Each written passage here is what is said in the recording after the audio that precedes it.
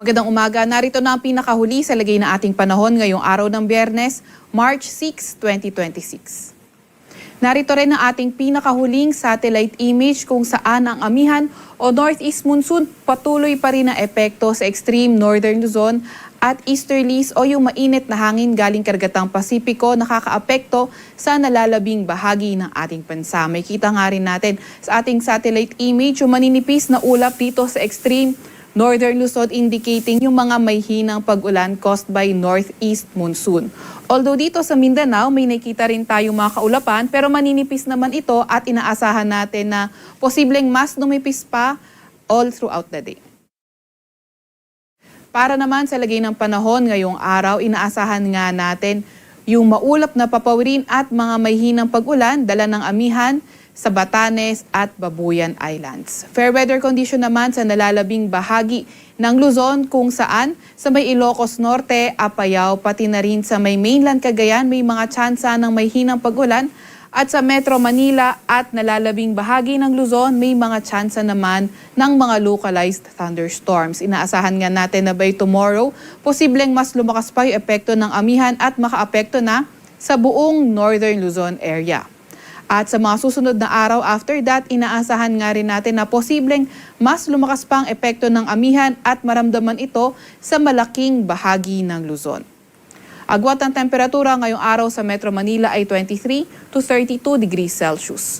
15 to 24 degrees Celsius sa may Baguio, 23 to 32 degrees Celsius sa may Lawag at 23 to 31 degrees Celsius naman sa may Tugigaraw. Agwat ang temperatura ngayong araw sa Tagaytay ay 20 to 30 degrees Celsius at 24 to 32 degrees Celsius naman sa may Legazpi.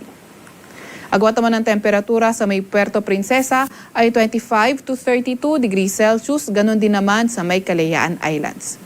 Para naman sa lagay ng panahon ngayong araw sa Visayas at Mindanao, asahan nga rin natin fair weather condition pa rin at may mga tsansa ng mga localized thunderstorms. Yung mga kasamahan natin sa Regional Services Division patuloy na maglalabas ng mga thunderstorm advisory, rainfall advisory o hindi kaya heavy rainfall warning kung kinakailangan. Inaasahan nga rin natin na itong fair weather condition na may mga tsansa ng mga thunderstorm magpe-persist ng Saturday kahit hanggang Sunday. Pero pagdating ng Monday, hindi nga rin natin tinatanggal yung posibilidad na maging maulan sa may silangang bahagi ng Visayas at northeast part ng Mindanao. At pagdating ng Tuesday, posible nga ulit sa buong Visayas at Mindanao ang fair weather condition at may mga tsansa ng mga thunderstorms. Kaya patuloy pa rin tayo mag-antabay sa mga ilalabas na update ng Pag-asa. Agwat ng temperatura sa Cebu ay 25 to 31 degrees Celsius. 26 to 32 degrees Celsius sa may Iloilo at 25 to 32 degrees Celsius naman sa may Tacloban. Agwat ang temperatura sa may Cagayan de Oro ay 24 to 31 degrees Celsius, 24 to 32 degrees Celsius naman sa may Davao at 25 to 33 degrees Celsius naman sa may Zamboanga. Kahapon nga ng 5 p.m. naglabas ang Pag-asa ng computation para sa heat index. Sa Metro Manila, as of 5 p.m. kahapon, ang naitalang heat index ay 36 to 38 degrees Celsius. Sa Coron, Palawan, ang pinakamataas na compute na heat index para sa kahapon kung saan umabot ito ng 42 degrees Celsius. Ang forecast heat index naman ngayong araw sa Metro Manila ay posibleng from 36 to 37 degrees Celsius at ang inaasahan nga nating pinakamataas na heat index ngayong araw ay muli sa Coron, Palawan kung saan posibleng umabot ito ng 42 degrees Celsius. Wala pa rin tayong nakataas na gale warning sa kahit na anong dagat baybayin ng ating bansa. Sa Kalakhang, Maynila, ang araw ay sisikat ngayong 6:10 ng umaga at lulubog mamayang 6:05 ng gabi.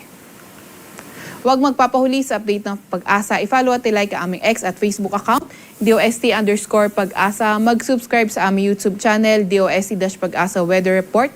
At para sa mas detalyadong impormasyon, bisitahin na aming website, pag-asa.dost.gov.ph. At yan nga po muna ang pinakahuli sa lagay na ating panahon. Mula sa Weather Forecasting Center ng Pag-asa, Veronica C. Torres, nag-ulat.